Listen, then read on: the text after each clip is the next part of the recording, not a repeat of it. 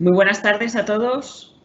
Bienvenidos una vez más a un webinar de AILEC. Como los que asistís normalmente cada 15 días a estos webinars, sabéis que hablamos de aquellos temas o aquellos elementos que configuran el sistema energético, principalmente el sistema eléctrico, y de las palancas imprescindibles para los objetivos de neutralidad climática para el 2050. Uno de ellos es el que vamos a hablar hoy: eficiencia energética y sostenibilidad de los edificios.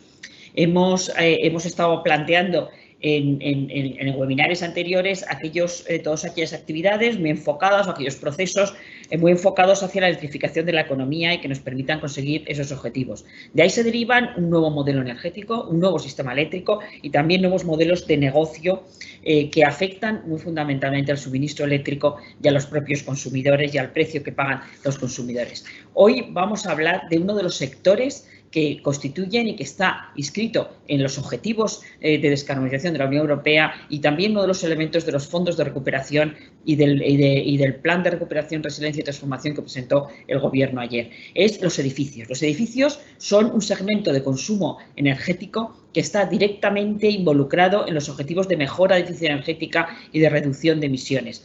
Y la electrificación tiene un papel muy importante que jugar junto con la innovación tecnológica, la introducción de energías renovables y nuevos modelos de negocio que van a aparecer para conseguir estos objetivos. Eficiencia energética y electrificación no son caminos que discurran en paralelo y que no se encuentren. Hoy vamos a ver que hay opciones que permiten el uso o posibilitan e intensifican el uso de la electricidad y a la vez posibilitan la reducción del consumo energético con respecto a los niveles actuales, el ahorro energético, haciéndolo, por tanto, cada vez más sostenible. Se trata de reducir la factura energética que pagan los consumidores, pero con una transformación que permita este consumo cada vez menos intensivo en emisiones de gases de efecto invernadero, y es aquí donde las tecnologías que utilizan la electricidad que es renovable, pueden ayudar a avanzar hacia ese binomio de sostenibilidad y de eficiencia energética. Y ¿por qué decidimos hacerlo? Bueno, pues sobre todo hablaba de la actualidad de los fondos, pero cuando planteamos este webinar, la actualidad o el punto de partida fue la aprobación del Real Decreto 178/2021, el Reglamento de Instalaciones Térmicas en los Edificios, el pasado 23 de marzo, el conocido como RITE, que persigue avanzar en aquellos elementos de la rehabilitación de los edificios y en soluciones que mantengan el confort en la climatización sin renunciar hacerlo de una forma más sostenible. Los edificios son responsables, junto con el transporte y la industria, de emisiones y son una parte importante del consumo energético. Son sectores intensivos en consumo energético y que deben reducir, por tanto, igual que los otros sectores, sus emisiones de CO2 en los próximos años. Concretamente, los edificios del sector residencial y del comercial en nuestro país, en España, son responsables de un 13% de estas emisiones, unos valores muy similares a otros países europeos, a la media de países europeos. La actualización del RITE se inserta en este camino hacia la sostenibilidad. Fija las exigencias de eficiencia energética y seguridad que deben cumplir las instalaciones térmicas de los edificios. Ese es su objetivo. Y lo hace uniéndolo de alguna manera con los objetivos que persigue el PNIEC del Plan Nacional Integrado de Energía y Clima. En concreto, el objetivo que como bien conocéis, lo hemos hablado muchas veces, que en eficiencia energética es la reducción de un 39,5% en 2030. El RITE sigue el criterio de prestaciones y objetivos de las instalaciones térmicas en los edificios, recogiendo cómo deben ser, qué requisitos deben cumplir, bajo un principio, el de neutralidad tecnológica. Es decir, sin obligar al uso de una determinada técnica o un determinado material, ni evitar la introducción de novedades en lo que se refiere al diseño, nuevas tecnologías, pero introduciendo el concepto de sostenibilidad en forma coherente con otros aspectos del ordenamiento jurídico. Esta actualización del reglamento permite también la transposición de diversos textos legislativos europeos, las directivas 2018, que modifica la 2010 de eficiencia energética de edificios, y la directiva 2012 de eficiencia energética. Al alinearse con las últimas actualizaciones de las directivas europeas, que también están algunas de ellas ahora en este momento en proceso de revisión, el reglamento introduce varias modificaciones en la normativa para las instalaciones térmicas de los edificios. A partir de ahora, los edificios deben diseñarse bajo la utilización de sistemas térmicos eficientes que permitan la utilización de energías renovables y la recuperación energética de las energías residuales, dos principios básicos a la hora de hacer frente a la reducción de emisiones y a la descarbonización. Asimismo, sirve para la adaptación de la Directiva 2018-2001 relativa al fomento de uso de energías renovables y varios reglamentos europeos también de diseño ecológico y etiquetado de productos. La actualización permitirá dar un impulso a la eficiencia en las instalaciones, a su sostenibilidad y que sirvan para convertir los edificios en edificios inteligentes. En este sentido, me gustaría destacar, además, como un elemento novedoso e importante del reglamento, que se obliga a justificar la instalación de sistemas térmicos convencionales en lugar de otros sistemas más eficientes y sostenibles de edificaciones, tales como la bomba de calor o la geotérmica con suelo radiante. Es decir, hay que justificar qué sistema térmico se va a utilizar. Esta justificación, además, debe ir acompañada por una comparativa entre el sistema de producción de energía elegido y otros alternativos, teniendo en cuenta aquellos sistemas que sean viables técnica, medioambientalmente y económicamente. El nuevo RITE estará en vigor a partir del próximo mes de julio y será sin duda un importante aliado, es un paso más en ese camino en el que todas las disciplinas tienen que avanzar hacia esos objetivos de eficiencia energética. Pero no solo el RITE, el proyecto de ley de cambio climático que hoy mismo se está debatiendo en el Senado y que esperamos que se apruebe pronto, se dedica, entre la múltiple regulación que tiene y fijando ya los objetivos con norma con rango de ley de ese 39,5%, establece también un artículo 8 dedicado a este tema. La mejora de la eficiencia energética y rehabilitación de edificios. Unas medidas que deberán ser coherentes con los objetivos de eficiencia, de gestión de la demanda y de renovables que establezcan en los sucesivos PNIE, que los sucesivos planes integrados de energía y clima. El objetivo no es otro más que conseguir que los edificios sean más eficientes, fomentando el uso de materiales con la menor huella de carbono posible, mejorar también la accesibilidad de los edificios, aprobar incentivos para la introducción de energías renovables en la rehabilitación de viviendas, como por ejemplo facilitando instalaciones fotovoltaicas de autoconsumo, sistemas de calefacción y refrigeración de cero emisiones, como es el caso de la tecnología de la bomba de calor. En definitiva, es una apuesta clara por transformar el consumo que tienen de energético de los edificios residenciales, pero también abarca el sector empresarial, en el que además establece que en un plazo de 6 meses el Gobierno deberá elaborar un plan de rehabilitación de viviendas y renovación urbana, con el objetivo de mejorar el parque edificado y garantizar la integración de dichas actuaciones con el resto de objetivos que ya establecía la Agenda Urbana Española. Este plan deberá adaptarse además a lo dispuesto en la estrategia a largo plazo para la rehabilitación energética en el sector de edificación en España, conocido como ERESE. En estos momentos, además, y que esto confluye, y por eso digo la actualidad, porque ayer el Consejo de Ministros aprobó el plan de recuperación que va a aplicar los fondos europeos Next Generation y que va a ser presentado a la Comisión Europea el próximo viernes. Se trata de incidir, de conseguir esa recuperación económica con un eje de transición energética. Por tanto, y además así se señala, el 39% va a ser dedicado a la política, a los ejes tractores de transición energética y el 29% a los de digitalización. Y dentro de esos programas tractores hay uno específico dedicado a la rehabilitación de la vivienda y la regeneración urbana, con 6.820 millones de euros. Por tanto, ahí se inscribe también y puede ser palanca de creación de empleo, de creación de valor también en las empresas fabricantes españolas. Esto será también otro instrumento que va a permitir acelerar, que va a permitir avanzar en esta línea de recuperación económica sostenible con objetivos de transición ecológica.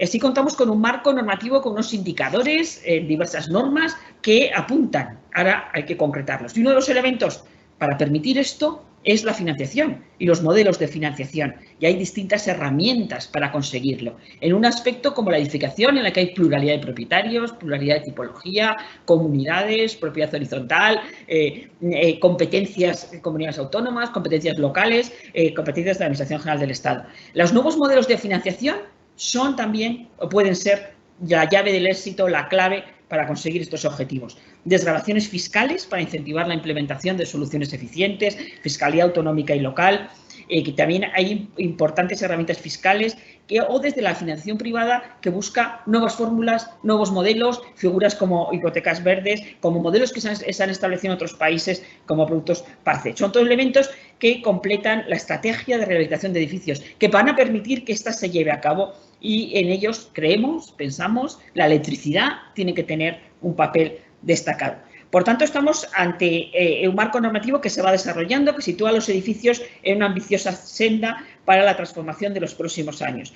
Hay también diversos instrumentos para la implementación continua de medidas en el corto y largo plazo y con la implicación de todos los agentes. Aquí una pluralidad, como decía, de competencias, de intervención de agentes privados, de agentes públicos que deben coordinarse para hacerlo ello. Y también relacionado con el tema de los fondos, y prueba de la importancia que tiene, simplemente quería dar un dato, que es en las manifestaciones de interés que ha convocado el Ministerio, la Vicepresidencia y el Ministerio para la Transición Ecológica, presentadas para la captación de fondos europeos. Solo señalar que con proyectos para la electrificación del calor en la renovación y rehabilitación de edificios, las empresas de AILEC han presentado más de 60 proyectos, con una inversión estimada de más de 9.000 millones de euros. Una muestra más, por tanto, del compromiso de las empresas eléctricas, el sector eléctrico, en estos objetivos relacionados con la rehabilitación de edificios y que van a contribuir al cumplimiento de la reducción de emisiones y los objetivos de eficiencia energética. Bueno, en este webinar, como en otros, yo voy a presentar a los intervinientes, van a participar expertos de diversas disciplinas, para explicarnos, para comunicarnos qué es lo que están haciendo en relación con este tema. Tenemos, en primer lugar, a María del Rosario Chávez, concejala de Innovación, Desarrollo Económico, Empleo y Comercio del Ayuntamiento de Valladolid.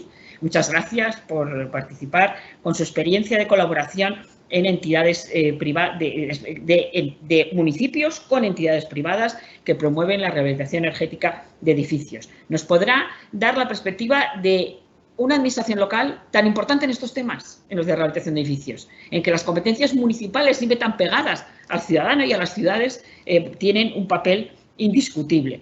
Va a compartir las iniciativas que está realizando en esta rehabilitación y también otros elementos, otras actuaciones como muy unidas a estos temas de sostenibilidad también, como es el vehículo eléctrico y los puntos de recarga. Contamos también con José Porras, presidente de REMICA y miembro de la Junta Directiva de la Asociación de Empresas de Servicios Energéticos, ANESE.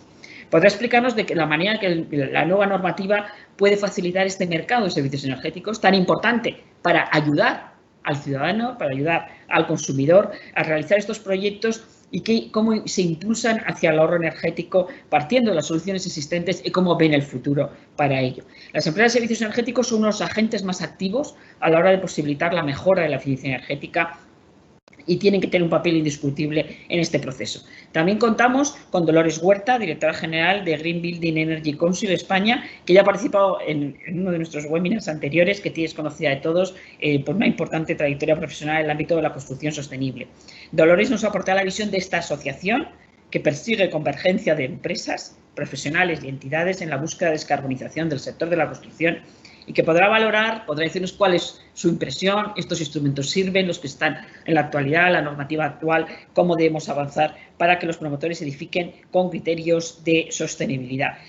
Y también contamos con Emilio Miguel Mitre, coordinador de AUNA, que desde su experiencia como arquitecto busca también la máxima eficiencia energética y conoce de sobra los problemas que hay para abordar esta ingente tarea en los problemas cotidianos de la llevar a la práctica. El proyecto AUNA nace como un foro de diálogo permanente para fomentar la financiación inteligente de edificios sostenibles. La financiación cobra un papel muy relevante. Podremos hablar con él de los obstáculos que puede haber para que surja una demanda robusta de rehabilitación de edificios en términos de eficiencia energética y descarbonización y sobre los instrumentos de financiación que pueden estar disponibles para llevarlos a cabo. Esta es una tarea en la que agentes de diversas perspectivas, todos deben involucrarse para conseguir estos objetivos de eficiencia energética. Muchas gracias por acceder a participar en nuestra mesa redonda, a todos ellos, y cedo la palabra a Pedro González, director de Evaluación de AILEC, que va a ejercer de moderador. Muchas gracias. Muchas gracias, Marina. Efectivamente, como señalas, desde luego la rehabilitación de edificios y el sector de edificación tiene un protagonismo propio absolutamente que viene derivado desde luego de su importancia en el consumo energético y también tiene un enorme reto para avanzar en el proceso de descarbonización de nuestra sociedad. Por tanto, hoy contamos con la presencia, como ha comentado Marina, de 4 destacadas personalidades que nos van a poder aportar su visión desde distintos ángulos para ver cómo podemos avanzar y continuar con este proceso y este reto que supone la descarbonización de la rehabilitación. Pasando al primer ponente, si os parece, vamos a empezar con la administración pública, concretamente con Charo. Simplemente Charo Chávez es concejala de Innovación, Desarrollo Económico, Empleo y Comercio en el Ayuntamiento de Valladolid desde el 2015. Cuenta con una trayectoria profesional muy activa en distintos movimientos sociales relacionados con la educación y con la cooperación, entre otros muchos puestos de responsabilidad que ha ocupado. Charo, nos gustaría que nos comentases esa iniciativa en la que estáis trabajando, ese proyecto en el Ayuntamiento de Valladolid, que lleva por nombre Remo Urban, y que nos hablases un poco cómo ha funcionado esa colaboración público-privada y si eres realmente eficaz a la hora de implantar medidas que ayudan a ese proceso de mejora de la eficiencia energética en la edificación. Y también me gustaría ya aprovechar para que nos comentases cómo ha funcionado también la participación vecinal en este proyecto, que es otro de los aspectos que sin duda cobra realmente interés. Así que, Charo, cuando quieras. Bien, bueno, pues en primer lugar agradecer que nos hayáis invitado a este foro que sin duda es importante y más en los tiempos que corren. Pedir disculpas porque por algunas razones no hemos podido conectarnos lo más rápido posible, pero bueno, paso inmediatamente a contaros que el Ayuntamiento de Valladolid desde hace ya bastantes años tiene sobre todo en esta concejalía una agencia de innovación y desarrollo económico que es un elemento importante para desarrollar proyectos con una perspectiva de innovación y transversal. El Ayuntamiento de Valladolid, además, como bien sabéis, está comprometido, es una de las primeras ciudades que ha firmado el documento por la descarbonización al 2050 y todos nuestros objetivos están centrados precisamente en ese proyecto de descarbonización y que si lo miramos hacia abajo estamos convencidos de que no solo es una oportunidad y más en este contexto, a pesar de la crisis y demás, con la posible llegada de fondos europeos y los fondos de Next Generation, de desarrollo económico y de nuevas oportunidades, sino que también es una oportunidad para generar igualdad en la ciudad. Y en ese contexto, nosotros hemos desarrollado un proyecto con fondos Horizon 2020, un proyecto que ya está terminado, que se llama Remo Urban y que se desarrolló, es un proyecto importante con un reto de regeneración urbana sostenible en Valladolid. Este proyecto básicamente se centraba en la rehabilitación de más de 400 viviendas en un poblado, en un barrio vulnerable, un barrio con más de 60 años y que tenía como objetivos mejorar las condiciones térmicas de los edificios, instalar calefacciones con biomasa y paneles fotovoltaicos para la generación de energía eléctrica. Aparte, también hay otras iniciativas vinculadas a la movilidad eléctrica con diferentes estudios que nos han servido sobre todo para monitorizar y para obtener una serie de datos que ahora nos están ayudando muchísimo para, con estos datos, yo creo que luego también podremos hablar de ello, pero con estos datos poder tomar decisiones mucho más acertadas sobre qué es lo que hay que hacer y qué planes hay que llevar a cabo, en este caso, para atender a esa eficiencia energética y ese objetivo de descarbonización, ¿no? Así que tenemos una amplia trayectoria. Este proyecto, por supuesto, tenía que contar también con la participación vecinal. Y en esto quiero decir que no es la panacea, porque aunque la participación vecinal es fundamental, pero hay que hablar que normalmente este tipo de proyectos se llevan a cabo en barrios que ya forman parte de zonas con una cierta vulnerabilidad social, económica y cultural, que suelen ser viviendas muy antiguas y por tanto los dueños suelen ser personas muy mayores. Así que hablar de financiación de proyectos sostenibles y con cambios drásticos como en esta ocasión, pues no es fácil porque supone simplemente un cambio de cultura que muchas veces no estamos acostumbrados y menos cuando se tiene que producir a corto plazo. Bien, entonces la colaboración público-privada, nosotros estamos convencidos a partir de este proyecto que es necesaria. por un lado las administraciones, por otro lado el sector privado y el conocimiento, también es fundamental.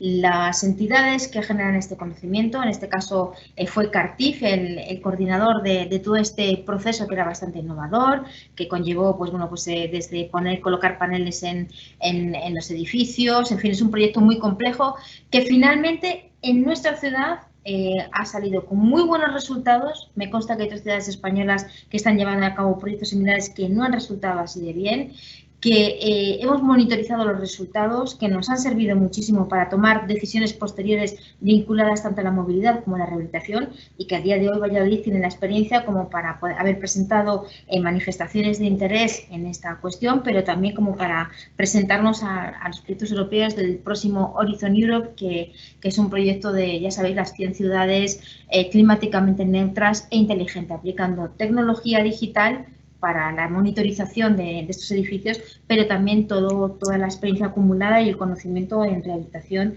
de edificios. No es fácil porque la financiación de estos proyectos es compleja. Aquí contábamos con financiación europea, con una parte de financiación también del ayuntamiento y con una parte de la financiación, y es ahí donde me gustaría hacer una reflexión, que dependía de los bolsillos, en este caso de los ciudadanos, y como digo, personas mayores de barrios vulnerables. Entonces, la financiación se traducía en una futura factura de ahorro. Por suerte, hoy hemos constatado que creo que el ahorro de la factura estaba en torno casi al 70%, lo cual creo que es un dato bastante relevante, ¿no? Pero bueno, comprendiendo que es fundamental este tipo de colaboraciones en proyectos futuros, no es fácil articularlos en este tipo de barrios. Pues muchas gracias, Charo. Realmente interesante este carácter innovador de este tipo de proyectos, y yo creo que es un ejemplo de las cosas que se pueden hacer, que ya se están haciendo y que sin duda copiarlas traerá beneficios a todo el mundo.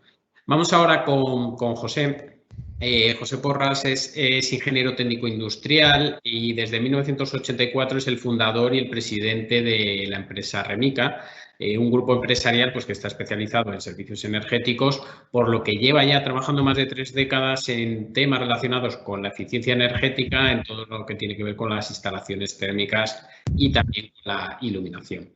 Además, la empresa es miembro de ANESE, que es la Asociación Nacional de Empresas de Servicios Energéticos, y que, como todos conocéis, es una plataforma empresarial que tiene como objetivo estructurar el mercado de servicios energéticos.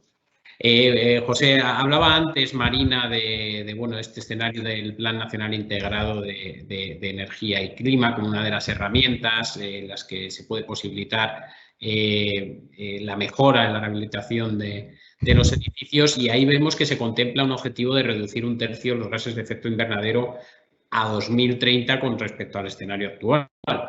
Si suponemos que los sistemas de calefacción y agua caliente son un foco de emisiones importante a la hora de asumir este objetivo de reducción de emisiones, ¿cómo pueden contribuir, nos gustaría que nos explicases, las empresas de servicios energéticos a este enorme reto que se fija en la transición energética?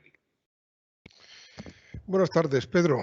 Bueno, en primer lugar, en representación de ANESE, quiero empezar dando las gracias por invitarnos a este webinar en el que estamos encantados. Vamos a vivir en los próximos años momentos históricos, es decir,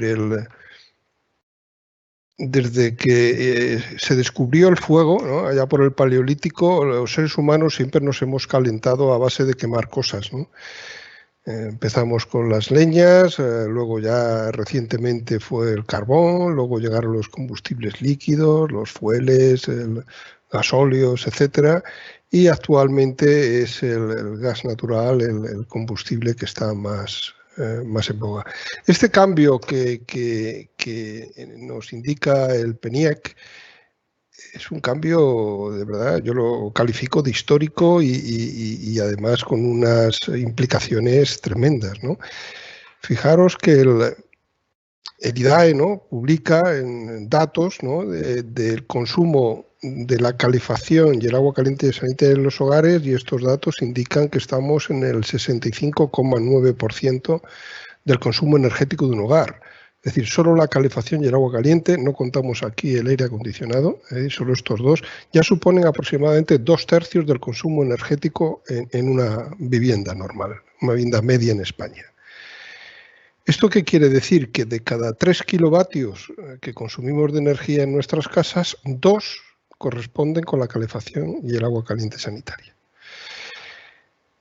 Esto evidentemente, bueno, si suponemos que este calentamiento, en vez de quemando cosas, lo vamos a hacer con aerotermia, por ejemplo, con máquinas de consumo eléctrico, y suponemos que el COP medio de estas máquinas en condiciones críticas de invierno, es decir, cuando hace mucho frío, pues debe andar entre 1,8,9, pues llegamos a la conclusión de que la introducción de la calefacción y la producción de agua caliente sanitaria en los hogares con sistemas eléctricos va a suponer doblar el consumo eléctrico en los hogares. Por tanto, esto es un dato muy potente, muy importante. Además, a este dato hay que sumarle el consumo de los coches, ¿no? El consumo de los vehículos, ¿no? Si empezamos a hacer nuestro parque de automoción con vehículos eléctricos o híbridos, evidentemente el consumo eléctrico en los hogares se puede disparar. Pues aquí me pierdo un poco con el de los vehículos, pero como mínimo a 2,5. Por tanto, estamos hablando de un reto extraordinario. Este reto lo podemos afrontar de muchas formas, ¿no? Lo podemos hacer pues poniendo las ciudades patas arriba, ¿no? Es decir, pues levantando aceras, poniendo cables más gordos, cambiando los trafos, que seguramente será el cuello de botella de todo este proceso. O lo podemos hacer aplanando las curvas de demanda, ¿no? Es decir, ahora las curvas de demanda energética del sector eléctrico, pues de lo que es el pico a lo que son los valles, pues hay diferencias enormes. Es decir, tanto la calefacción y la producción de agua caliente sanitaria se pueden interrumpir, se pueden cambiar sus horarios, podemos producir el agua caliente sanitaria en los valles y acumularla para consumirla durante todo el día, podemos aprovechar las inercias térmicas de los edificios para también producir más calefacción en los valles, es decir, que bajo mi punto de vista no es necesario tanto poner las ciudades patas arriba como poner más inteligencia artificial en el sistema, ¿no? Lo que podemos llamar los Smart Building o los Smart City, ¿no? O dicho en castellano, más inteligencia y menos cables, ¿no? Es decir, dicho así de una forma más vulgar. Otras estrategias que habría que tomar bajo nuestro punto de vista es que en una primera etapa habría que ir a instalaciones híbridas donde podamos trabajar con aerotermia y podamos mantener las viejas centrales térmicas de gasóleo o gas. También deberíamos pensar en consumos interrumpibles, ¿no? Evidentemente las tarifas interrumpibles existen para la gran industria y además, como no hay problemas de generación en este país, pues no parece que esto sea un problema de la industria, pero ahora sí habría que volver a plantearse para los usos en los edificios este tipo de consumos interrumpibles, que yo creo que ayudaría mucho a no tener que poner tanto las ciudades patas arriba. Tenemos que poner en marcha también temas de generación distribuida, es decir, todo lo que tiene que ver con el autoconsumo, es decir, los paneles fotovoltaicos en las cubiertas de los edificios. Y tendríamos que también trabajar mucho en la gestión de la demanda. Está muy bien gestionada la generación, está muy bien gestionado el transporte, está muy bien gestionada la distribución, pero la demanda, cada ciudadano consumimos la energía eléctrica pues cuando nos parece, y eso evidentemente... Espero que las nuevas tarifas, el nuevo marco tarifario ayude a esto, pero desde luego hace falta también una gestión de la demanda. El ciudadano necesitamos saber cuándo nos sale más barato consumir electricidad y cuándo debemos consumir menos, que por supuesto coincidirá con los picos de consumo. Las empresas de servicios energéticos, como dijiste, tenemos que jugar un papel fundamental en todo esto. somos los que estamos en contacto con los ciudadanos, tenemos que hacer las auditorías, tenemos que hacer los proyectos, tenemos que hacer los montajes y las instalaciones y luego, después de terminado esto, tenemos que seguir con el mantenimiento y la gestión energética de estas instalaciones para que se cumplan esas expectativas de eficiencia energética. Por tanto, el reto es muy importante y para ello los profesionales, entre ellos las distribuidoras y las ESES, debemos estar a la altura de este reto tan importante. Pues muchas gracias, José. Vamos ahora con Emilio. Emilio Miguel Mitre es arquitecto bioclimático y Master of Environmental Planning y trabaja como consultor energético y ambiental y promotor internacional de proyectos de edificación sostenible. Pues cabe destacar que es cofundador y director internacional del Green Building Council España, que cuenta además con numerosos edificios de alta eficiencia energética que han sido premiados en las Sustainable Building Conferences. Ha publicado numerosos artículos, ha impartido conferencias y cursos en programas educativos y además actúa como coordinador en diversos proyectos e iniciativas relacionadas con la edificación sostenible.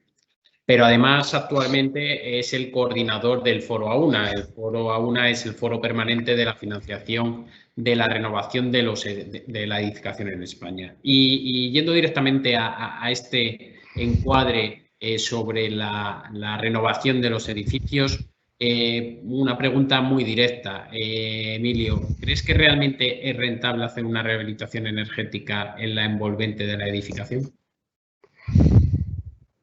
Muchísimas gracias, Pedro. Bueno, muchísimas gracias por tenerme aquí, Marina, Pedro, Paloma y todo el equipo que está haciendo esto posible.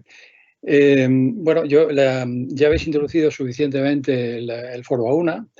Es un foro necesario para hablar de esto, realmente de la financiación, de la rehabilitación en un sentido amplio, que es lo que nosotros queremos hacer. La cuestión de la rentabilidad de la intervención envolvente es una cuestión que a mí toda la vida me ha parecido muy enojosa realmente, porque para mí era un poco como preguntar si era rentable que una madre comprara abrigos a sus hijos de cara al invierno o algo así, ¿no? Yo llevo casi 40 años haciendo edificios bioclimáticos y realmente la cuestión de ese confort de mayor calidad que realmente da una buena envolvente, pues siempre me ha parecido que era imbatible, ¿no? ¿Qué pasa con el concepto de rentabilidad? Es un concepto hiperrelativo. Es un concepto relativo en sí mismo porque es una comparación entre cosas, pero también es un concepto que se suele utilizar para descalificar otras opciones, pero es un concepto que es enormemente cultural y es un concepto que está en una profunda evolución ahora mismo. Yo creo que en este momento hay unos desplazamientos fenomenales, no solo en poner el foco en la edificación como algo más que un objeto de inversión. Ahora mismo la edificación se convierte en un sujeto, por supuesto económico, pero también medioambiental, social, etcétera, de una importancia capital. Y nosotros entendemos, y por eso hace falta un foro como AUNA, que hace falta comprender eso en su magnitud integral. Digo que la rentabilidad es muy relativa porque claro, depende del valor que uno decide conceder a las cosas. Y ese valor puede ser el que tú concedes a que tu fachada tenga una mejor calidad y a que tu edificio mejore de un valor ya claramente económico también, pero que empieza a ser un valor, a haber una evolución enorme como valor social y en curso empieza a haber una evolución enorme en esta cosa que yo estoy llamando la mutación de la economía que está teniendo lugar. Aparece cuestiones como la taxonomía que realmente van a definir que una inversión no es aceptable y por lo tanto en términos de sostenibilidad, pero eso va a ser así desde el punto de vista financiero. Entonces, no lo sé, la rentabilidad también es una cuestión que muchas veces se utiliza de manera truculenta porque parece más rentable algo que en apariencia tiene un coste menor, pero la rehabilitación que sí que puede tener un coste bastante mayor que, por ejemplo, la introducción de un sistema de aerotermia, que resolvería el problema sin duda, pero no de la manera que lo resuelve una rehabilitación integral, pues realmente es una inversión bastante superior, porque se está introduciendo esa revalorización profunda y ese tener un bien que no sea marrón, que sea un bien que es un bien de futuro realmente. Para terminar, yo creo que compararía básicamente lo que pasa con los edificios nuevos. Ahora mismo no hay un promotor que haga edificación nueva que se consienta a sí mismo no hacerlo con una calificación energética A. Si eso es así, ¿por qué no tenemos esa misma apreciación con la rehabilitación? Y lo que sucede es que estamos en un momento de transición en el que esa apreciación todavía no ha llegado, pero sin duda va a llegar no tardando mucho. Entonces, es un poco el mensaje de la financiación de la rehabilitación de la edificación. El aspecto más básico de la eficiencia de la edificación, y cuando hablamos de edificación, curiosamente hablamos de otras cosas que la edificación tiene puesta encima, pero no de edificación. El aspecto más básico de la eficiencia en edificación es precisamente el edificio. Esto es así. Si tú consideras que un edificio es como un colador que pierde agua por todos los agujeros y lo que estás haciendo es mejorar la eficiencia, mejorando cómo tú abasteces de agua a ese colador, pues creo que no lo estás haciendo del todo bien, aunque no se sepa y no se note, ¿no? Entonces, esta es un poco nuestra cuestión. La edificación está en un problema de base. En el RITE debería aparecer que el principal componente del sistema de acondicionamiento de un edificio es el edificio. Y luego otras cosas que se le añadan al edificio. Así que rentabilidad, yo no podría hablar de una rentabilidad mayor ahora mismo. Puedo aceptar que eso está en un proceso de demostrarse, pero es un proceso que va a tardar poco, yo creo. Pues muchas gracias, Emilio, por tus reflexiones. Vamos a completar ahora la mesa con Dolores. Dolores Huertas es arquitecta de la Universidad Politécnica de Madrid, con formación adicional además en la Universidad de Aachen en Alemania, y desde diciembre del año 2020 es directora general de Green Building Council en España, donde lleva formando parte desde el año 2009 desempeñando diversos cargos, y también ha participado en la organización de diversos congresos internacionales, en el grupo de trabajo de la rehabilitación, en la revisión de la Estrategia Nacional de Rehabilitación del año 2020 o últimamente la iniciativa internacional Building Life. Dolores, hablábamos antes del PNIEC, pero como comentaba Marina al principio en su introducción, tenemos nuevos instrumentos, nuevas herramientas. Uno de ellos, sin duda, es la Ley de Transición Energética, que nos fija un objetivo de alcanzar la neutralidad climática para el año 2050, ¿no? ¿Crees que son suficientes las medidas incluidas en la ley para poder descarbonizar los edificios? Muchas gracias, Pedro, y me sumo a los agradecimientos por la invitación a este foro y a este interesante debate en el que yo creo que siempre aprendemos todos mucho. En primer lugar, efectivamente, tenemos un marco, digamos, legislativo nuevo a estrenar, así también estratégico, ¿no? Legislativo, estratégico, reglamentario. Nos estamos dotando de todos los marcos necesarios para una tarea que va a ser muy disruptiva y tremendamente ambiciosa para nuestra sociedad. Que es la descarbonización total a 2050. Yo creo que los ciudadanos aún no son conscientes de todos los cambios que trae consigo ese reto, que es un reto colectivo, no es una labor del gobierno, no es una labor de las empresas, es un reto colectivo de administraciones públicas, de sociedad y de sectores empresariales que tienen que trabajar muy de la mano. Con lo cual, aparte de estar siempre mirándonos un poco con desconfianza de quién hace qué bien o mal, lo que tenemos que ser es todos conscientes de que solo trabajando juntos y en cooperación vamos a ser capaces de conseguir esos retos. En cuanto a la ley en concreto, a ver, siempre nos hubiera gustado mejorarla. Yo creo que todavía no se hace una lectura muy correcta de lo que es la edificación y de sus posibilidades de contribuir a este objetivo común, ¿no? Yo creo que está escrita más desde el ámbito puramente de la energía y sin entender cómo funcionan, y en eso estoy de acuerdo con lo que decía Emilio, que comenzaba ahora, que los propios edificios son la mejor herramienta para su descarbonización, ¿no? En todo caso, yo creo que es un paso muy, muy interesante, pone encima de la mesa que lo importante para descarbonizar, y es una cosa de perogrullo, pero hasta ahora no estaba tan claro, lo importante para descarbonizar nuestra economía es descarbonizar lo ya construido, no lo nuevo, también, por supuesto, pero realmente el punto importante es intervenir en lo ya construido, en lo ya existente, y esa es la rehabilitación. Además, digamos que pone encima de la mesa que la ERES, esa Estrategia Nacional a Largo Plazo, es la guía para esa descarbonización del uso de los edificios, y esa ERES marcaba un orden prioritario en las intervenciones, ¿no? Mejora el edificio y sus características y su envolvente.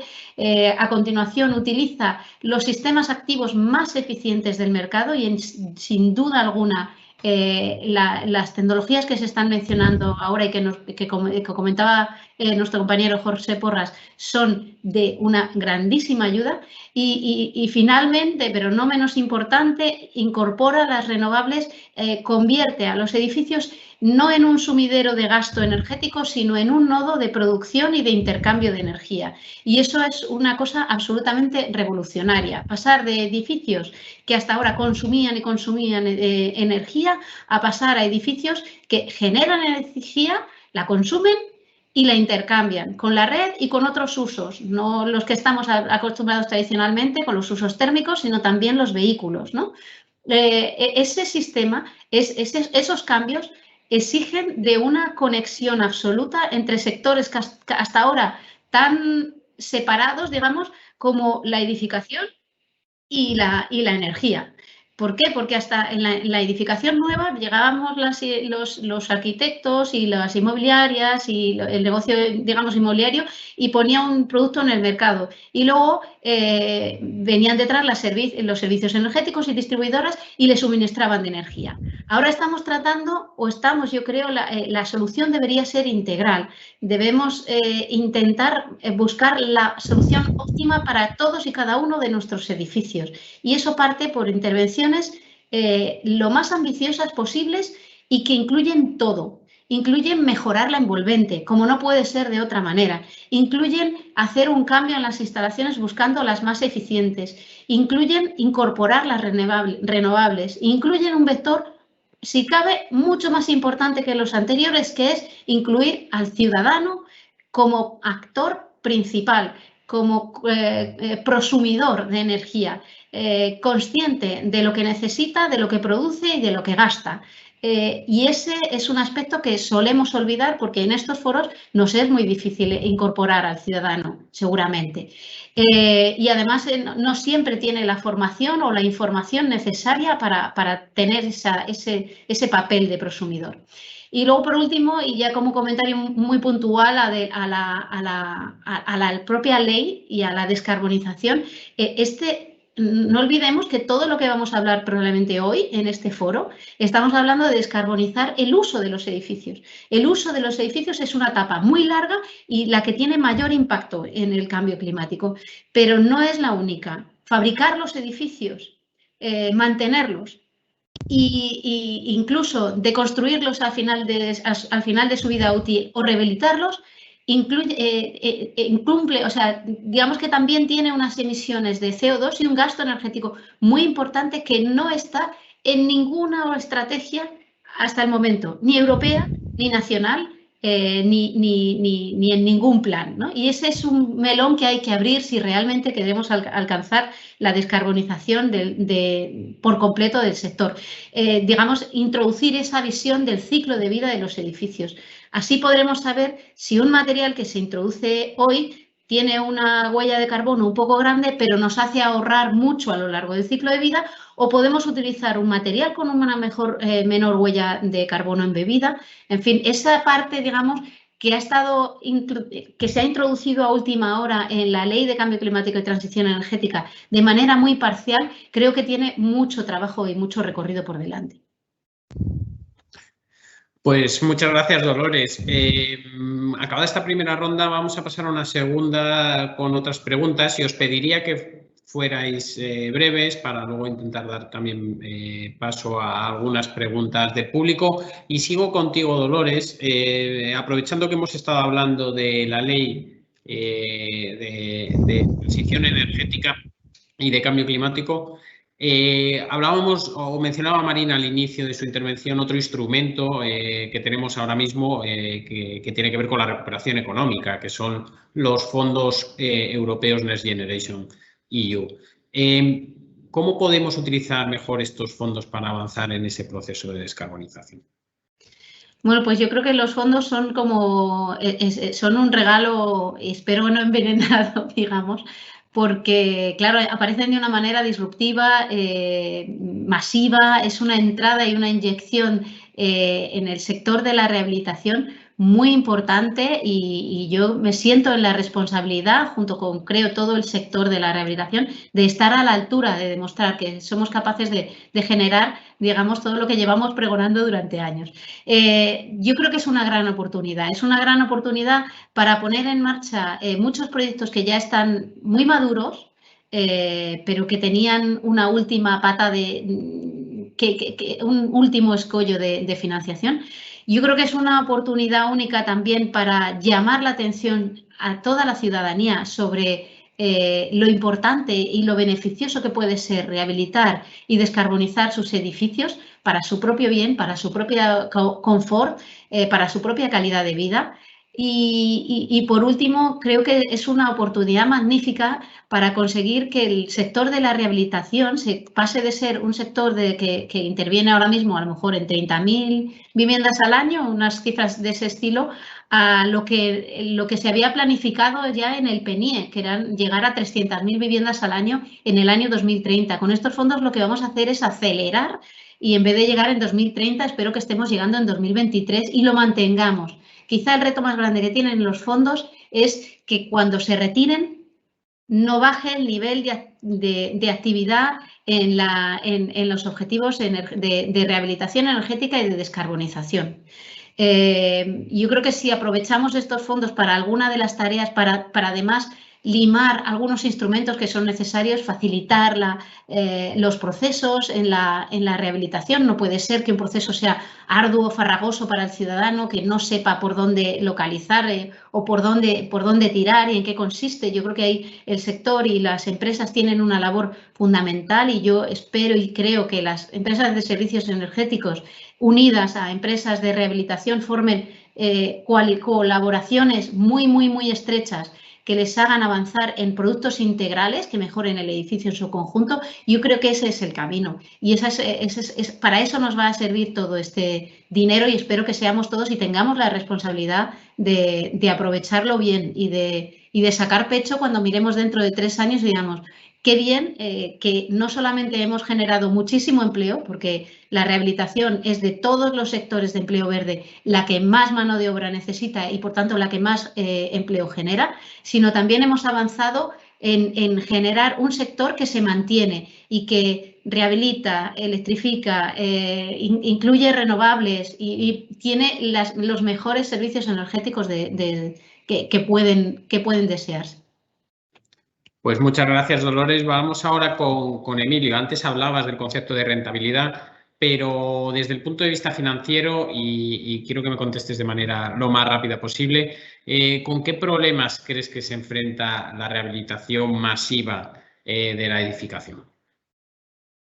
Bueno, la palabra masiva yo creo que viene a ser el problema ahora mismo, porque estamos hablando realmente de pasar de pocas decenas de miles de viviendas rehabilitadas a varios cientos de miles al año, 3, 4, 5 cientos de miles al año. Entonces ese problema realmente es un problema grave de escalado. Ahora mismo yo creo que hay bastantes figuras financieras. Por un lado están los bancos que ya están empezando a entrar con préstamos a las comunidades, que era una de las barreras que teníamos hace tiempo y eso ya está empezando a suceder. Por otro lado, hay empresas de servicios energéticos que ya están introduciendo la rehabilitación, que es también una cosa pues, que ha sido muy, muy dura realmente por los largos plazos que decíamos, las inversiones mayores. Y luego hay una colección de figuras financieras innovadoras en manos de otros actores que están empezando a penetrar con bastante fuerza, ¿no? Y la cosa funciona desde el mundo privado, pero también funciona funciona y debe funcionar de manera muy potente en la colaboración público-privada. Entonces, en realidad estamos ante una situación que tiene una posibilidad enorme de crecer. Yo creo que lo que tenemos que pensar es cómo hacer esto de una manera gradual. El problema ahora, y lo mencionaba Dolores, es la irrupción de una facilidad, si quieres, casi bestial, ¿no? O sea, durante décadas hemos estado estructurando esto, no sé qué, y ahora resulta que de repente hay que crecer como 10 veces por encima de la capacidad real de crecimiento, y por lo tanto lo que realmente me resulta a mí más preocupante desde el Foro A1. Mañana tenemos nuestro primer webinario, mañana por la tarde, y vamos a hacer una especie de reseteo de la situación, porque se mezcla una evolución que venía fraguándose muy sólida con una irrupción de un dinero muy grande que puede convertirse en un problema de fondo. Y aquí juego con las palabras como me gusta hacer. Los fondos de recuperación pueden acabar siendo un problema de fondo. Se trata de coordinar eso para que no sea así y poder tener ese crecimiento ordenado. Ya en el mundo energético, de las renovables y de otras cosas, ya hemos tenido en nuestra historia grandes fracasos por grandes éxitos demasiado repentinos en varias ocasiones. Entonces, en la edificación ahora yo creo que, como decía Dolores también, es una cuestión de todos, realmente. En el Foro A1 queremos tener a todos los actores realmente, pero entre otros, y sobre todo a los ciudadanos, porque ahora mismo hay como varios cientos de miles de familias en España que no saben que van a tener que rehabilitar relativamente pronto en sus vidas. Entonces, esta transmisión de esta idea, que tiene que ser una transmisión de una convicción y de un atractivo y de una apetencia mucho más que eso que decimos tantísimas veces, que es una concienciación, y yo pienso que no es una concienciación, sino que es realmente entender que una cuestión mucho más de que te apetezca hacer eso, porque así es como actuamos. Pues eso es el problema con el que nos enfrentamos ahora, entre otras cosas. Entonces, medidas financieras, instrumentos financieros hay, algunos necesitan algo más de desarrollo. Dentro de A1 seguramente se conseguirán muchos de estos desarrollos, pero la cuestión del escalado pues es una cuestión de crecer con medida, poco a poco. Pues muchas gracias, Emilio. Vamos ahora con José. En tu primera intervención hablabas de la solución de la aerotermia, ¿no? Como parte de las soluciones que se pueden aportar de las empresas de servicios energéticos. ¿Qué medidas consideras que se deberían tomar para fomentar el desarrollo de la aerotermia en la edificación? Y te pido que seas breve en tu contestación. Gracias. Venga, lo intentaré. En primer lugar, hombre, desde ANESE, las empresas de servicio, la Asociación Nacional de Empresas de Servicios Energéticos, hacemos muchas más MAEs, no solo aerotermia, es decir, también envolvente. Dentro de ANESE hay empresas que solo se dedican a envolventes de fachada. Se está trabajando mucho en temas de autoconsumo, se está trabajando también el tema de reducción de la demanda con la individualización de los consumos en las viejas instalaciones centrales, ¿no? Es decir, se están haciendo multitud de MAEs, ¿no? Multitud, no voy a enumerarlas porque entonces no voy a ser breve. Bueno, ¿qué medidas se podrían tomar? Pues yo creo que hay que hacer muchas cosas. Es decir, como decía Einstein, no podemos intentar que las cosas cambien si seguimos haciendo lo mismo. Entre los cambios que hay que hacer, yo creo que habría que hacer cambios normativos y regulatorios. Para empezar, vamos a empezar por el más simplón, habría que cambiar la ley de propiedad horizontal para que se puedan celebrar juntas de vecinos telemáticas o mixtas. Hoy en día, pues todo el tema de adopción de decisiones de rehabilitación energética de edificios se ha caído aproximadamente un 70% en el año 2020. ¿Y por qué? Porque estas decisiones en el sector residencial se toman en junta de vecinos y las juntas de vecinos no se celebran. Por tanto, parece que hay una iniciativa tanto de PP como de PSOE, que parece que en esto sí que coinciden, para cambiar esto y que se puedan hacer este tipo de reuniones mixtas o telemáticas. Y bueno, esto sería un avance importante para ver si arrancamos este camino que nos marca el PNIEC, ¿no?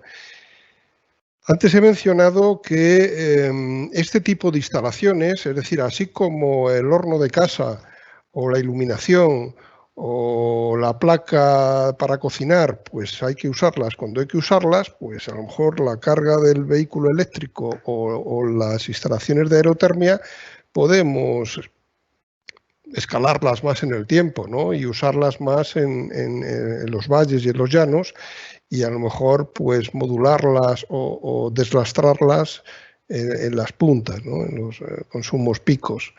Es decir, esto se puede hacer. Para eso sería bueno que se creara, bajo nuestro punto de vista, una tarifa para consumos interrumpibles, ¿no? Es decir, si uno va a pagar lo mismo, si puede deslastrar o si puede modular la aerotermia, que si no, pues oye, pues ni modula ni deslastra, pues venga, cables gordos y a tirar para adelante. Luego habría que cambiar hasta el reglamento de baja tensión, bajo mi punto de vista. Es decir, he comentado antes que el impacto energético que va a tener la irrupción de estos dos nuevos invitados al sector eléctrico, los vehículos y las calefacciones, es brutal. Por tanto, esos coeficientes de simultaneidad para el cálculo de estas acometidas que aparecen en el reglamento de baja tensión, ¿son válidos o no son válidos? Yo creo que esto es demasiado gordo como para ser un elemento eléctrico más, ¿no? Que bueno, ya lo administraremos. Entonces yo creo que ahí había que meter mano también a esto. Alguien tendrá que decidir, y yo creo que esto hay que hacerlo desde las distribuidoras, si hay que ampliar la acometida de un edificio o no. A lo mejor no hay que ampliarla, porque resulta que con los valles nos apañamos y con los llanos, ¿no? Y en caso afirmativo de que si haya que cambiarla, ¿en qué medida hay que hacerlo? ¿Hay que hacerlo para el 100% de la demanda o no? ¿Qué coeficientes simultáneos vamos a aportar, como he dicho antes? ¿O qué coeficientes van a ser los mismos? ¿Van a ser otros? Es decir, ahí hay enormes incertidumbres sin solucionar. Yo creo que había que subvencionar el autoconsumo en edificios con aerotermia. El PRE no lo contempla. El PRE contempla la subvención de muchas MAEs, pero no contempla subvencionar el autoconsumo. En fin, yo comprendo que la instalación de huertos solares no está subvencionada, pero hombre, no es lo mismo producir la electricidad, transportarla y distribuirla en las ciudades que producirla para ti mismo, ¿no? Para autoconsumo. Yo entiendo que ahí debería haber una diferencia y sí se debería contemplar en el PRE este tipo de subvenciones al autoconsumo y a la fotovoltaica, porque muchos de nuestros clientes nos demandan fotovoltaica y cuando les decimos que esto el PRE no lo subvenciona, pues se les queda cara rara, ¿no? No acaban de entenderlo muy bien. Luego estas ampliaciones de acometida, pues se cobran a un precio importante, ¿no? Y, por ejemplo, cuando se hizo todo el plan de gasificación, pues a finales de los 80, principios de los 90 en este país, pues desde entonces, pues este tipo de acometidas de gas, pues no se cobraban, incluso se daban y se siguen dando subvenciones. Y el plan de gasificación fue muy rápido. Yo creo que desde el año 92 al 2002, pues casi el 70% de los edificios con sistemas centralizados ya habían cambiado sus sistemas de carbono y gasóleo a gas, ¿no? Por tanto, el PNIEC, que nos marca incluso un periodo inferior a 10 años, estamos hablando de aquí al 2030, pues habría que tomar también medidas de ese tipo como las que ya tuvieron éxito a principios de los 90. Por parte de los ayuntamientos, pues no sé, yo voy a poner, no me gusta lo que está haciendo el Ayuntamiento de Madrid, que es que no subvenciona las instalaciones de aerotermia híbridas. Bueno, pues esta no la subvenciona porque no se eliminan al 100% las instalaciones de gasóleo. Bueno, pues mire usted, es que no le veo yo mucho sentido cambiar una instalación de gasóleo por una de gas y luego cuando tiene una de gas poner la aerotermia. Esto desde el punto de vista económico, los números sí que no salen, ¿no? Entonces yo creo que algunos ayuntamientos ahí tendrían que hacer algo. Reducir los tiempos de las licencias de calas. No es normal que entre que pides, se tarde más en dar una licencia de calas que en hacer la obra entera, que ponerla en marcha y que legalizarla. Es decir, pues se tarda más, se tarda entre 3 y 4 meses muchas veces en dar una licencia de calas. Esto no es normal.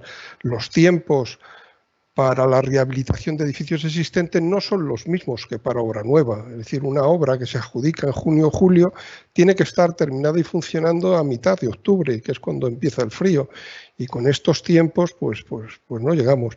Y también creo que las distribuidoras, y aquí pues me alegro de poder decirlo directamente dentro de AELEC, pues tienen que hacer cosas, ¿no? Por ejemplo, en mi opinión, había que crear unas divisiones específicas para este tipo de proyectos, con especialistas que asesoren técnica y comercialmente a los distintos profesionales, ¿no?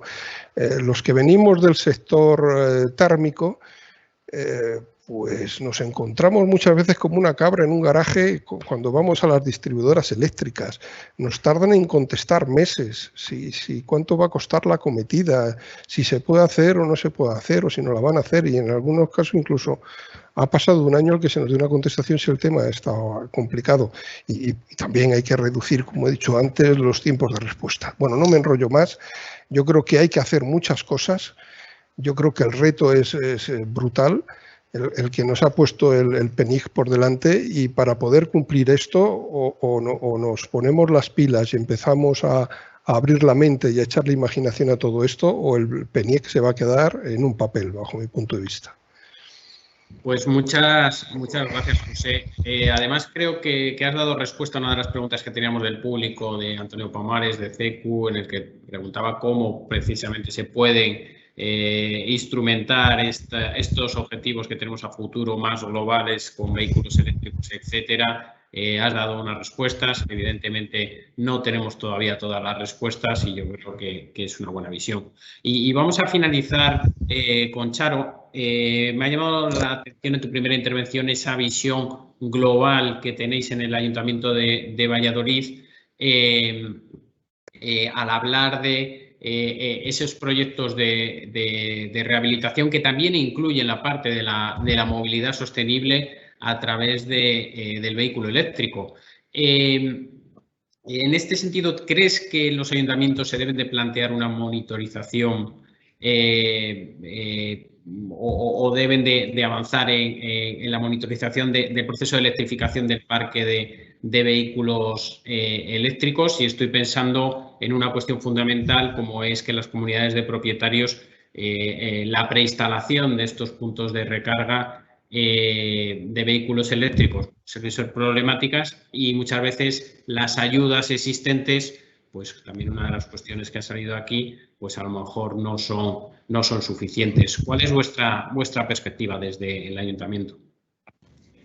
Bueno, pues no quería pasar la ocasión de hacer tu pregunta solamente brevemente, porque me parece muy interesante todo lo que estoy escuchando aquí, y sí que me gustaría lanzar una invitación a este tipo de encuentros, porque creo que no muchas ocasiones las administraciones públicas nos sentamos con el sector privado, y yo creo que esto va a ser crucial en estos momentos, hablando de los fondos que se avecinan, para pensar con todas las perspectivas posibles, incluso con la de la sociedad civil, y creo que es una exigencia también de los fondos europeos, en todas estas cuestiones que nos interpelan a todos de una u otra manera, ¿no? Estoy escuchando aquí interesantísimas intervenciones, y bueno, quizás porque yo estoy en un ayuntamiento y los proyectos que hemos enfocado, como tú bien decías, Pedro, de manera transversal, no pueden dejar de lado al ciudadano. En mi primera intervención, aparte de explicar un proyecto que ha sido enormemente dificultoso, pero pues nos ha aportado un conocimiento y un expertise necesario para afrontar este periodo que se nos viene encima, y es que la mayoría de los edificios que están por rehabilitar están en zonas vulnerables, con personas que en muchas ocasiones son pensionistas y tienen un problema grave de financiación.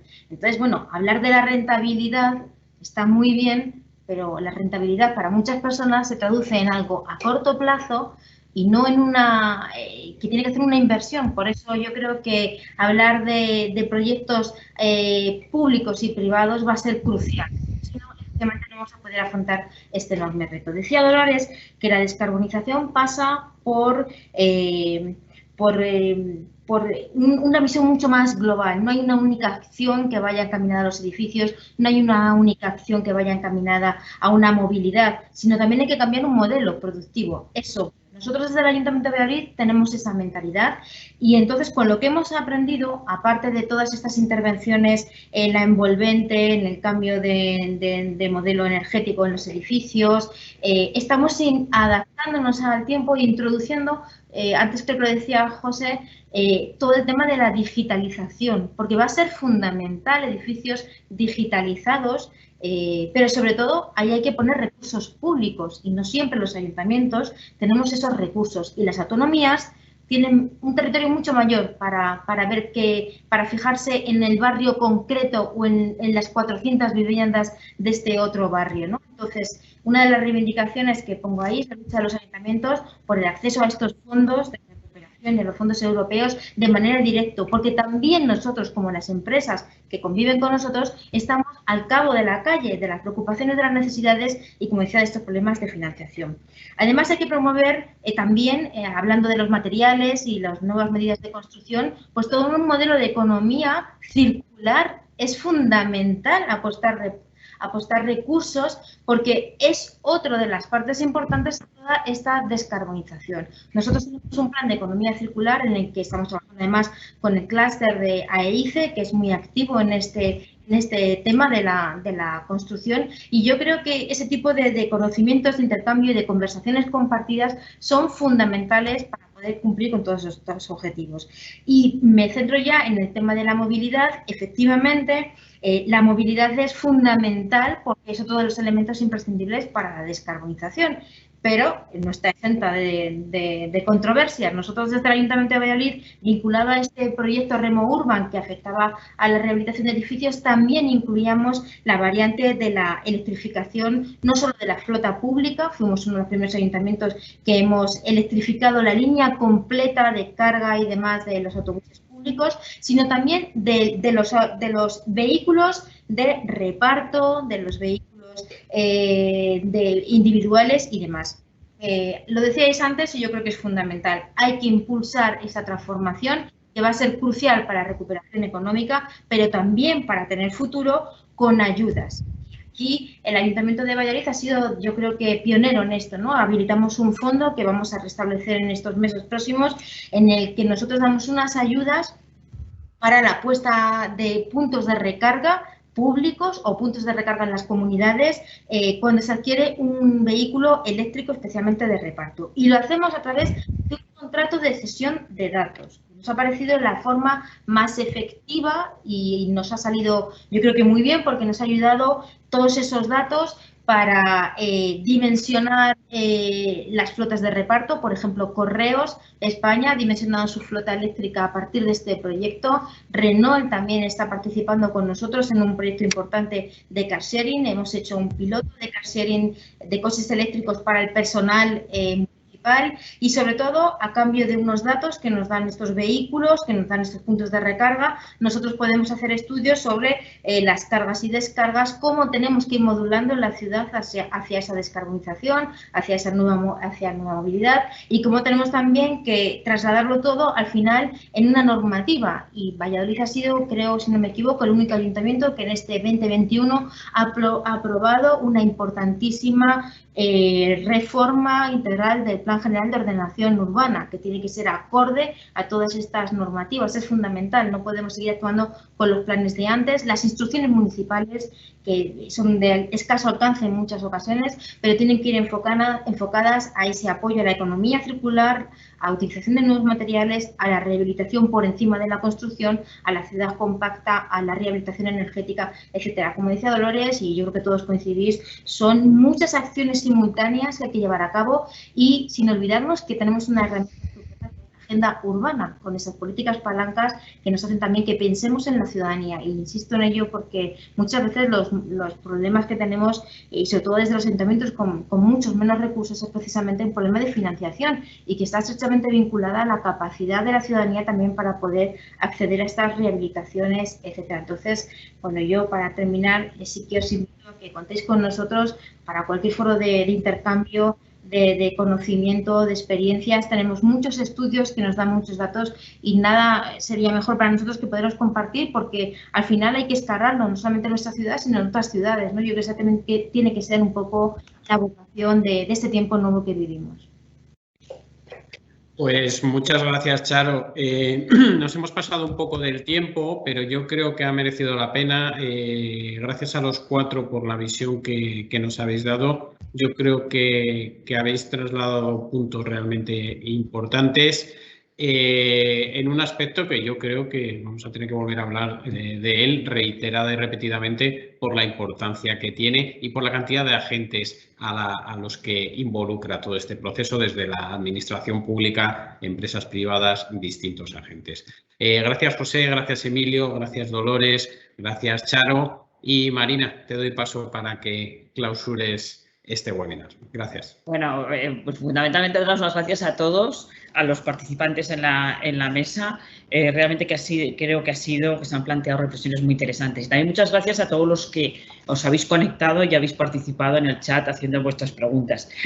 Charo ha puesto de manifiesto una experiencia, la del Ayuntamiento de Valladolid, y una visión que es la rehabilitación en relación con los más vulnerables y con esa función social que debe cumplirse, y también la complejidad, pero también ha hablado de que estamos ante un elemento transversal, economía circular, digitalización y el aspecto concreto de ser pioneros en la carga pública de la recarga del vehículo eléctrico. José Porras ha puesto de manifiesto la realidad, yo creo, más de pie de calle, no más para llevar a la práctica las trabas administrativas, las necesidades que hacen falta para algo que ya ha llamado pues, un cambio histórico del PNIEC, que supone el PNIEC, que a veces no somos conscientes de lo que podemos hacer. Pero ha hablado de muchas modificaciones, tarifas, reglamentos de baja tensión, aerotermias, ley de propiedad horizontal, que realmente aquí estamos ante unas actuaciones con una pluralidad de propietarios en un régimen específico como es la propiedad horizontal, que también es importante. También nos ha puesto deberes a las distribuidoras eléctricas en relación de cómo tenemos que ayudar, colaborar y posibilitar esto que es un objetivo para todos. Emilio Miguel Mitre ha hablado realmente de la inversión en un edificio sostenible y que supone un valor de futuro, y también de los nuevos instrumentos o las nuevas formas más innovadoras que se van a plantear de financiación. Y Dolores Huerta ha hablado también de este reto colectivo y también manifestando ese carácter transversal.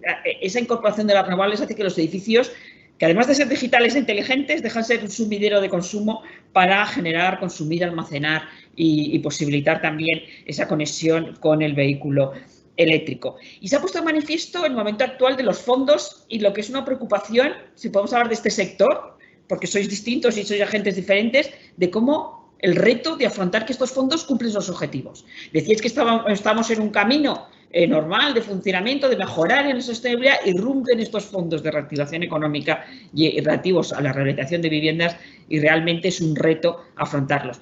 Espero que sean un éxito, que entre todos podamos conseguirlo y que sí, seguiremos hablando de estos temas, como decía Pedro. Anunciaros, por tanto, muchas gracias a todos. El siguiente webinar de AELEC, dentro de 15 días, 12 de mayo, lo vamos a dedicar a algo que ha hablado José Emilio Mitre y también la financiación sostenible, la inversión sostenible. ¿Cuáles son las políticas de financiación de proyectos en relación con esas apuestas sostenibles? Un elemento que también está de plena actualidad. Bueno, muchas gracias a todos y hasta el siguiente webinar. Gracias. Muchas gracias. Hasta luego, buenas tardes. Adiós, buenas tardes. Gracias.